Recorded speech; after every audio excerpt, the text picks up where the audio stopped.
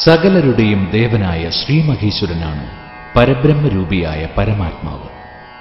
ശ്രീ മഹാദേവനിൽ നിന്നും സൃഷ്ടിക്കുള്ള അനുവാദം ലഭിച്ച ബ്രഹ്മദേവൻ ജലമെടുത്ത് മുകളിലേക്കെറിഞ്ഞു. അത് അചേതനമായ ഒരു അണ്ഡമായി നിലകൊണ്ടു.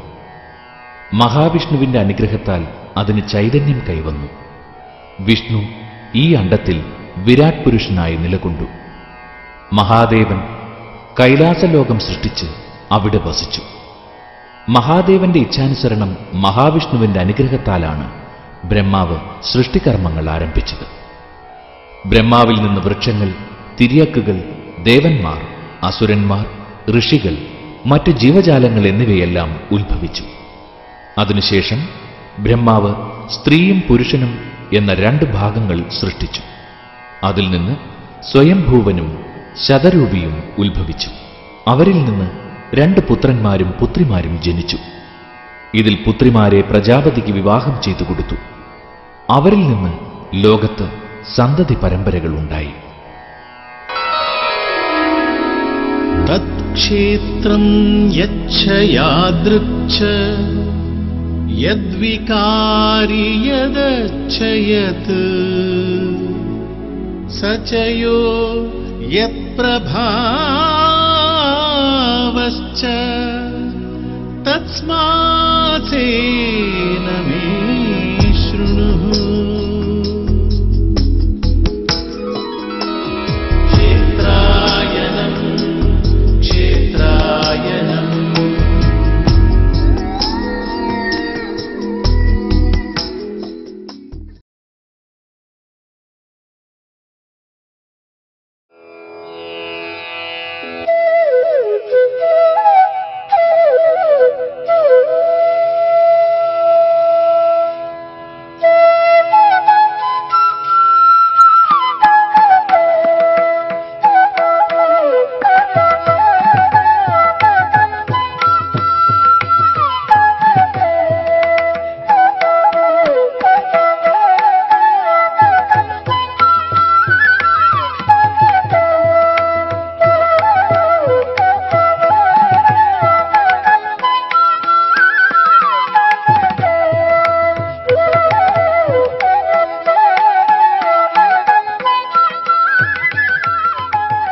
പ്രകൃതി മനോഹരമായ വള്ളുവനാടൻ ദേശം കേരളീയ സംസ്കാരത്തിന്റെ തനിമയും ആരാധനാരീതിയുടെ മഹിമയും നിലനിർത്തുന്ന നിരവധി ക്ഷേത്ര സങ്കേതങ്ങളുള്ള നാടാണ്. പഴക്കം കൊണ്ടും പാരമ്പര്യം കൊണ്ടും ശ്രദ്ധേയമായ ഒരു വള്ളുവനാടൻ ക്ഷേത്രത്തിലേക്കുള്ള തീർത്ഥാടനമാണ് ഈ ആഴ്ചയിലെ ക്ഷേത്രായനം. പനമണ്ണ ശ്രീ ശങ്കരനാരായണ ക്ഷേത്രം. പനമണ്ണ ക്ഷേത്രം ശരിക്കും ശങ്കരനാരായണ ക്ഷേത്രമാണ്. ശിവനും വിഷ്ണുവും 2 പേർക്കും തുല്യമായിട്ട് പ്രാധാന്യമുണ്ട്. കേരളത്തിൽ തന്നെ എനിക്ക് തോന്നുന്നുണ്ട് ആകെക്കൂടി ഈ ഒരു ക്ഷേത്രം മാത്രമേ ഉള്ളൂ, ശങ്കരനാരായണ ക്ഷേത്രം. പനമണ്ണ ക്ഷേത്രവും വളരെ പുരാതനമായിട്ടുള്ള ഒരു ക്ഷേത്രമായിരുന്നു. ഒരു കാലത്ത് പറയുന്നത് കേൾക്കുന്ന ഗുരുവായൂരൊക്കെയിലേക്കും വെച്ച് അധികം പ്രസിദ്ധിയുള്ള ക്ഷേത്രമായിരുന്നു പനമണ്ണ എന്നാണ് പറയുന്നത്. ഒന്നും സംശയമില്ല. ഗുരുവായൂർക്ക് വേണ്ട അരി മുതലായതൊക്കെ, നേദ്യത്തിന് വേണ്ട അരി മുതലായതെല്ലാം ഈ പനമണ്ണ ക്ഷേത്രത്തിലത്തെ അവർക്ക് ധാരാളം ഭൂമി ഉണ്ടായിരുന്നു. ഒറ്റപ്പാലം പ്രദേശത്ത് നെൽകൃഷിയും ധാരാളം ഉണ്ടായിരുന്നു. അപ്പോൾ അവിടുന്ന് പനമണ്ണയിൽ നിന്നായിരുന്നു അരി കൊണ്ടുപോയിരുന്നത് ഗുരുവായൂർ ക്ഷേത്രത്തിലേക്ക് നിവേദ്യത്തിനെന്നാണ് പറയുന്നത്.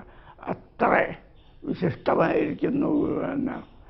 ഇപ്പോൾ അവർക്ക് മാറി. ഇപ്പോൾ ഗുരുവായൂർ വളരെയധികം പ്രശസ്തി വന്നു. പനമണ്ണയ്ക്ക് അത്ര തന്നെ പ്രശസ്തി ഇല്ലാതെയായി. എന്താ കാരണം എന്ന് പറയില്ല. അവരൊക്കെ എന്താ പറയുന്നത്, പൂന്താനം പറഞ്ഞ മാതിരി എല്ലാം ഭഗവാനാണ് നിശ്ചയിക്കുന്നത്. അത്രയേ ഉള്ളൂ. ഒറ്റപ്പാലം ഷൊർണൂർ റോഡിൽ കണ്ണിയംപുറത്തുനിന്ന് 4 കിലോമീറ്റർ വടക്കോട്ട് യാത്ര ചെയ്താൽ പനമണ്ണ ശ്രീ ശങ്കരനാരായണ സ്വാമി ക്ഷേത്രത്തിലെത്താം. ചെറുപ്പളശ്ശേരി ഒറ്റപ്പാലം റോഡിൽ പനമണ്ണ ജംഗ്ഷനിലെത്തി നേരെ 2.5 കിലോമീറ്റർ സഞ്ചരിച്ചാലും ഇവിടെ എത്തിച്ചേരും. പാലക്കാട് ജില്ലയിലെ ഒറ്റപ്പാലം നഗരത്തിൽ നിന്ന് ഏതാണ്ട് 6 കിലോമീറ്റർ വടക്കുമാറി സ്ഥിതി ചെയ്യുന്ന പനമണ്ണ സ്ഥലനാമം സൂചിപ്പിക്കുന്നത് പോലെ കരിമ്പനകളുടെ ഹരിത സമൃദ്ധിയിൽ വർണ്ണാങ്കിതമായ കാർഷിക ഗ്രാമമാണ്.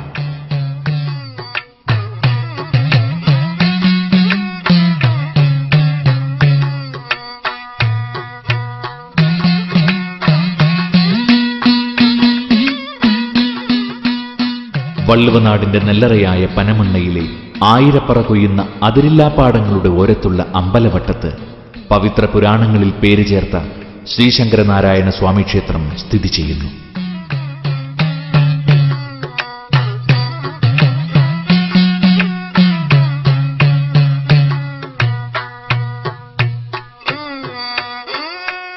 നാടിനെയും നാട്ടാരെയും കാക്കുന്ന പനമണ്ണ തേവർക്ക് കണ്ണെത്താ ദൂരത്തുള്ള ഈ നെൽപ്പാടങ്ങളും എണ്ണിയാലൊടുങ്ങാത്ത മിച്ചവാരവും സ്വന്തമെന്നുള്ളത് ഇന്നൊരു ഗതകാല സ്മൃതി.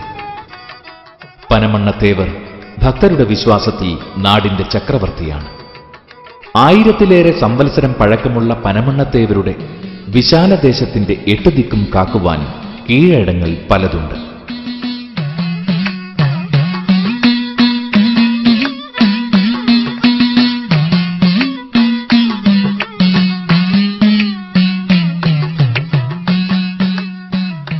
ദേവദേശത്തിന്റെ ദിക്പാലകരായ കീഴടങ്ങളുടെ വാഴ്ച പനമണ്ണ തേവർക്ക് മാത്രം സ്വന്തമായ കാലിക സത്യമാണ്.